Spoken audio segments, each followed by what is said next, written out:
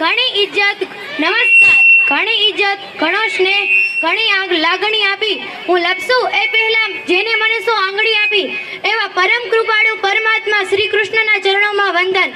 અત્રે ઉપસ્થિત આચાર્ય શ્રી, સરપંચ શ્રી, શિક્ષકગણ, ગ્રામજનો તથા મારા વાલા ભાઈ બહેનોને મારા પ્રણામ.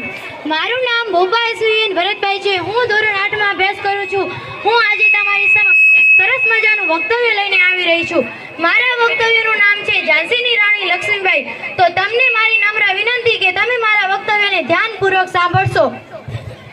मुर्दा में भी जान डाल दे उनकी ऐसी कहानी है, मुर्दा में भी जान डाल दे उनकी ऐसी कहानी है, वह कोई और नहीं झांसी वाली रानी है, वह कोई और नहीं झांसी वाली रानी है. ભારતીય ઇતિહાસના વિરાંગના રાણી લક્ષ્મીબાઈનો જન્મ 19મી નવેમ્બર 1828ના રોજ વારાણસીમાં થયો હતો. તેમનું મૂળ નામ મણિકર્ણિકા હતું, પરંતુ સૌ લાડમાં મનુ કહીને બોલાવતા. પિતા મોરોપંત તાંબે અને માતા ભાગીરથબાઈની લાડલી દીકરી. આગળ જતા ભારતીય ઇતિહાસમાં ઝાંસીની રાણી લક્ષ્મીબાઈ તરીકે પ્રખ્યાત થયા. બાળપણમાં જ મનુને છોકરીઓની જેમ ઢીંગલા ઢીંગલી સાથે રમવું ન ગમે. તે તો છોકરાઓની જ રમત રમતી. બુદ્ધિ અને સાહસમાં તે બધા જ છોકરાઓ કરતા આગળ હતી. શિવાજી જેવા વીર યોદ્ધાઓની કહાની મનુને ખૂબ પ્રેરણા આપતી હતી. હું પણ દેશની આઝાદી માટે લડી શકતી હોત તો, આવા વિચારો મનુના મનમાં બાળપણથી જ દોડ્યા કરતા હતા. ઈસવીસન 1842માં ઝાંસીના મહારાજા ગંગાધર રાવ સાથે મનુના લગ્ન થયા.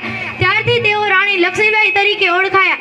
ઈસવીસન 1851માં રાણી લક્ષ્મીબાઈએ એક સુંદર પુત્રને જન્મ આપ્યો અને તેનું નામ દામોદર પાડ્યું. પણ કમનસીબ હોવાથી માત્ર 4 મહિનામાં જ પ્રાણથી પ્યારો દામોદર મૃત્યુ પામ્યો.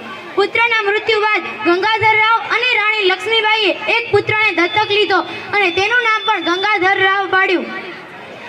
થોડા સમય બાદ ગંભીર માંદગીના કારણે ગંગાધર રાવ મૃત્યુ પામ્યા.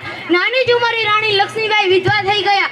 એક બાજુ પુત્ર હજુ નાનો અને બીજી બાજુ સમગ્ર ઝાંસીની જવાબદારી. છતાં પણ હિંમત હાર્યા વગર સત્તા હાથમાં લઈને કુશળતાથી શાસન ચલાવવા લાગ્યા. તે સમયે અંગ્રેજોનું રાજ ભારતમાં વધવા લાગ્યું હતું અને અંગ્રેજો તો તેવી જ સ્થિતિની રાહ જોઈ રહ્યા હતા.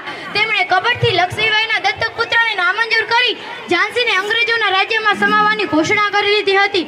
પરંતુ રાણી લક્ષ્મીબાઈએ આનો વિરોધ કર્યો અને કહ્યું, હું મારી ઝાંસીને કોઈ પણ ભોગે નહીં આપું. પરંતુ કપટથી અંગ્રેજોએ ઝાંસી પર કબજો કરી લીધો અને અંગ્રેજોના કબજામાંથી ઝાંસીને મુક્ત કરાવવા માટે રાણી લક્ષ્મીબાઈએ લોકોના મનમાં વિદ્રોહની ભાવના જગાડી અને મજબૂત સ્ત્રી સેના તૈયાર કરી અને ઈસવીસન 1857ના સ્વતંત્ર સંગ્રામમાં જોડાયા. 7 જૂન 1858ના રોજ અંગ્રેજોના હાથમાંથી ઝાંસીનો કિલ્લો જીતી લીધો અને પુત્રવતે પોતે જ શાસનની ધુરા સંભાળી. પરંતુ લુચ્ચા અંગ્રેજોથી આ સહન ન થયું અને અવારનવાર ઝાંસી પર ચઢાઈ કરતા રહેતા. પરંતુ મરતા દમ સુધી રાણી લક્ષ્મીબાઈએ